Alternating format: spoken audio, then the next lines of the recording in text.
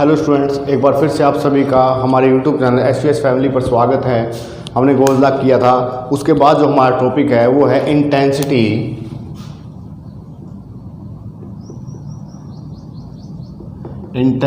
Of electric field near a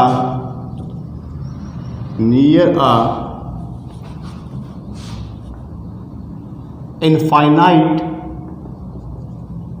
plane charge non conducting seat.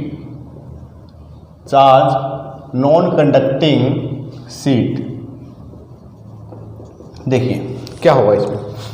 Infinite non conducting seat में हमें क्या करना होगा, एक सीट माननी होगी जिस पर चार्ज डिस्ट्रीब्यूट करना है।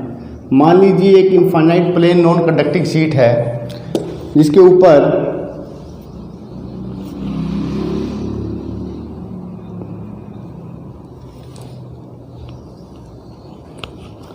चार्ज प्लेस है।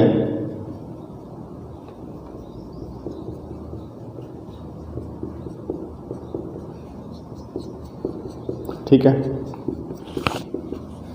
और यहां से हमें इफेक्ट देखना, एक सिलेंड्रिकल पाइप लेते हैं हम। ठीक है, हमें इफेक्ट देखना है इसके ऊपर, मतलब इस सीट के कारण इस पे क्या इफेक्ट पड़ेगा, मतलब इस सीट के नज़दीक इसका क्या इफेक्ट होगा। तो यहां से देखें तो एक सरफेस हमारा बनता है ये।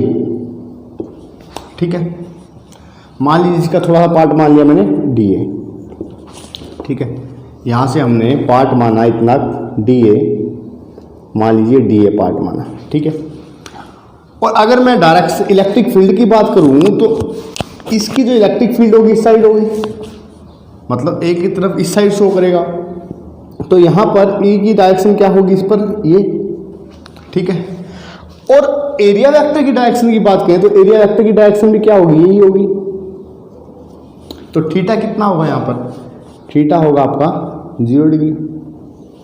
थीटा कितना आएगा, थीटा आएगा आपका 0 डिग्री। इसी तरह से अगर मैं इस सरफेस की बात करूं तो ये सरफेस इसका DA होगा इस डायरेक्शन में और E किधर है, E इधर है, तो यहाँ पर थीटा कितना हो जाएगा 90 डिग्री। थीटा कितना होगा 90 डिग्री। और इसी तरह से एक फेस इसके इस साइड होगा, एक फेस इस साइड होगा, तो वहाँ भी एंगल कितना होगा 0 डिग्री होगा। तो हमें पता है, जो हमने अभी तक किया है, कि EDS अगर मैं ये बात करूं, EDS इक्वल किसके होता है, EDS होता है equal Q note by epsilon note. यहाँ पर हमने DA माना है तो DS की जगह DA आपका आएगा। ठीक है, और ये साइन किसका है, क्लोज का। ठीक है, एक बार के लिए अगर हम ये साइन हटा भी दे तो EDA कितना होगा, EDA होगा Q note by epsilon note के बराबर। ठीक है, और हमने किया भी था कि अगर मैं DA कोस थीटा लूँ और यहाँ पर Q note epsilon note, Q रख लीजिए, इसे एप्सिलॉन नोट रखिए। ठीक है, तो ये होगा। अब इस केस की बात करें तो 3 केस बनेंगे। 3 केस कौन से, एक तो इसके कारण EDA कोस थीटा, एक इस सरफेस के कारण EDA कोस थीटा, और एक इसके जो पिछली साइड जो सरफेस होगा ऐसा, उसके कारण EDA कोस थीटा। अब अगर मैं बात करता हूं कि ये जो पीछे की साइड सरफेस है वो है, और ये वाला सरफेस है, और ये वाला सरफेस ये है, तो यहाँ पर एंगल कितने डिग्री का है, यहाँ पर एंगल 90 डिग्री का है, और यहाँ पर एंगल 0 डिग्री का है। यहाँ भी एंगल कितने डिग्री का है, 0 डिग्री का है। तो कोस 0 डिग्री कितना होता है, कोस 0 डिग्री 1, और कोस 90 पे वैल्यू कितनी होती है 0। तो अगर मैं यहाँ पर कोस थीटा की वैल्यू जब 90 पुट करूंगा तो ये जो टर्म आपकी कंप्लीटली ये क्या हो जाएगी, 0 हो जाएगी। और यहाँ पर cos थीटा 1, यहाँ पर cos थीटा 1, तो मैं कह सकता हूँ कि 2 e d आएगा यहाँ से। Q epsilon not E 2E dA Q epsilon naught आपकी वैल्यू आ जाएगी यहाँ से। ठीक है, अब देखिए यहाँ से आप इस शीट के अंदर चेंज ला सकते हो कि अगर आप dA का इंटीग्रेशन कर देते यहाँ से तो dA का इंटीग्रेशन भी आ जाता, लेकिन हमें क्या करना है कि एरिया का इंटीग्रेशन नहीं लेना है, यहाँ पर हमें करना है कि E का रिलेशन निकालना है। अब देखो यहाँ पर सरफेस है एक किस्म से, और आपने किया है कि surface charge density, surface charge density किससे डिनोट करते हैं?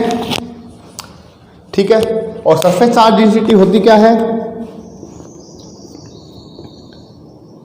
Q बाय ds या Q बाय dA कर सकते हैं। और यहाँ पर Q ये जो इतना एरिया है, यहाँ पर अगर मैं इसकी बात करूँ तो dA इक्वल टू Q। ठीक है, अगर ये dA नहीं लिया होता तो मैं यहाँ पर डायरेक्टली कह सकता था वो Q बाय A होता है, तो मुझे यहाँ पर dA ही लिखना था, इसलिए मैंने dA ही लिख दिया। तो Q की जगह अगर मैं वैल्यू पुट करूँ यहाँ से कि 2E dA equal to Q की जगह वैल्यू अपॉन में साइलन नॉट, dA से dA कैंसल, तो यहाँ से आया मेरा 2E इक्वल टू, ठीक है, E की वैल्यू आ गई आपकी सिग्मा बाय 2 एप्सिलॉन नॉट। तो यहाँ से एक बात पता चलती है कि किसी भी इनफाइनाइट प्लेन शीट जो कि नॉन कंडक्टिंग है उसके नियर अगर इलेक्ट्रिक फील्ड की बात करें तो वो होता है सिग्मा बाय 2 एप्सिलॉन नॉट। मतलब क्या है इसका मतलब क्या है कि E does not depend on R, E does not depend on R। मतलब इस रिलेशन से एक बात पता चलती है कि E जो होगा वो R पे डिपेंड नहीं करेगा। तो ये था हमारा इनफाइनाइट प्लेन शीट के कारण जो इंटेंसिटी होगी इलेक्ट्रिक फील्ड की वो जो कैसे निकाल।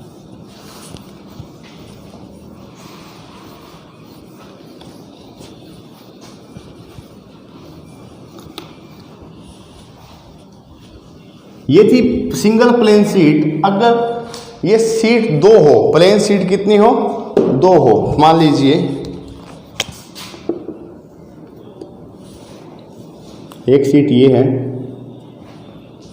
और एक शीट ये है। ठीक है, इस पे भी पॉजिटिव डिस्ट्रीब्यूट किया हमने चार्ज।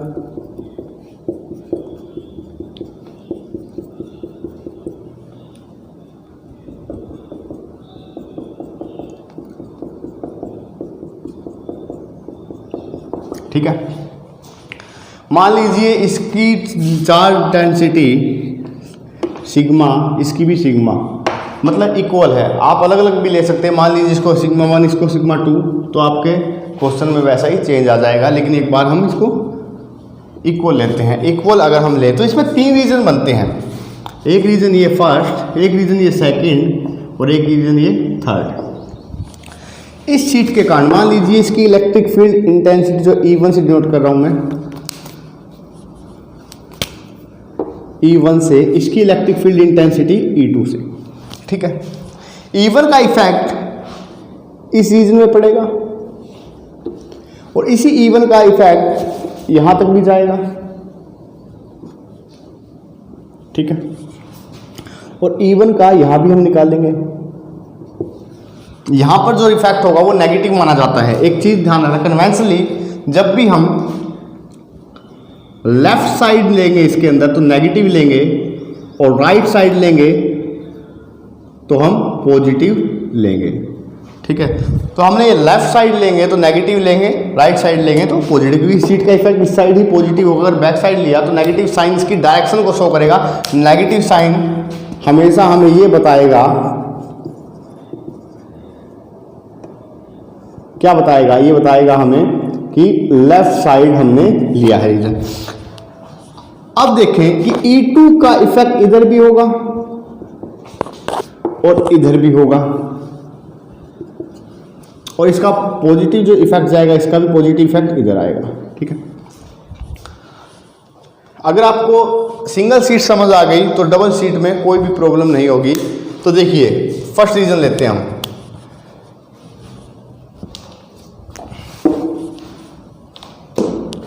रीजन फर्स्ट रीजन में देखा जाए तो E1 भी माइनस का और E2 भी माइनस का, क्योंकि दोनों के इफेक्ट लेफ्ट है। तो फर्स्ट में जो आएगा net electric field intensity minus E1 minus E2, तो यहाँ से आ जाएगा माइनस के sigma bye 2 epsilon not minus के सिग्मा बाय 2 एप्सिलॉन नॉट, दोनों के इफेक्ट माइनस में आएंगे। और यहाँ से अगर ये सिग्मा 1 और सिग्मा 2 होता तो यहाँ से मैं सिग्मा 1 और सिग्मा 2 कर देता और यहाँ से हमारा आंसर आ जाता sigma 1 plus minus sigma 2 minus के सिग्मा 1 माइनस के सिग्मा 2 अपॉन में 2 एप्सिलॉन नॉट। लेकिन यहाँ पर हमने इक्वल लिया है तो कितना आएगा, माइनस के 2 सिग्मा अपॉन में 2 एप्सिलॉन नॉट, और यहाँ से 2 से 2 कैंसिल, तो माइनस के सिग्मा अपॉन एप्सिलॉन नॉट आपकी वैल्यू आ जाएगी। रीजन फर्स्ट के अंदर जो नेट इलेक्ट्रिक फील्ड इंटेंसिटी आएगी वो कितनी आएगी, वो आएगी माइनस का सिग्मा अपॉन एप्सिलॉन नॉट। अब इसके बाद चलते हैं रीजन सेकंड पे।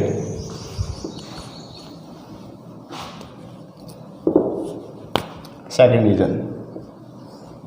रीजन पे क्या होगा, देखिए E1 पॉजिटिव E2 नेगेटिव। ठीक है, E नेट कितना होगा, E1 positive minus E2 negative, तो यहाँ से E1 कितना निकल रहा है हमारा sigma upon epsilon not minus sigma upon 2 epsilon not, तो यहाँ से ये आ जाएगा 0। तो हम कह सकते हैं कि दो सीट के बीच में नेट इलेक्ट्रिक फील्ड इंटेंसिटी जो होगी वो 0 होगी। क्यों, क्योंकि इसका इफेक्ट पॉजिटिव और इसका इफेक्ट नेगेटिव तो एक दूसरे से कैंसिल आउट ये हो जाएंगे। अब थर्ड रीजन जो है हमारा वो है